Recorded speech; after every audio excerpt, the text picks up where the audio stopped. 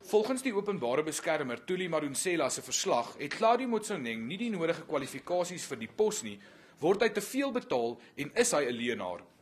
Motsoeneng se beweerde magsmisbruik by die SABC het belastingbetalers miljoene gekos. In die verdoemende verslag wat in Februarie bekend gemaak is, word aanbeveel dat hy geskort word nadat hy glo gelieg het oor sy kwalifikasies en boonop sy salaris binne 12 maande met 63% verhoog het.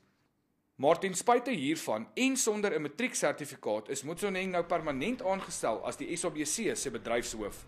If somebody has conducted themselves wrongly, in other words, they've been dishonest and committed fraud, they must be held accountable for that first before you can proceed about thinking of appointing them to a higher position or a more permanent position than the one they were occupying at the time they were involved in the misconduct in question.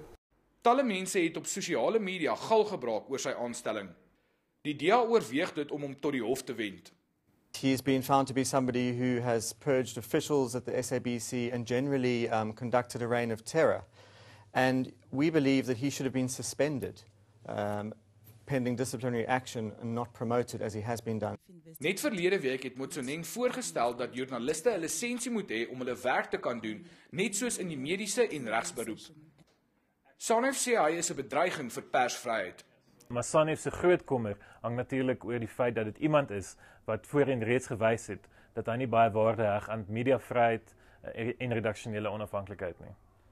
Motsoeneng het hom vroeër ook beywer vir sogenaamde sonskynjoernalistiek, wat beteken 70% van die nuus op SABC positief moet wees. Gerard Pretorius, E-nuus, Pretoria.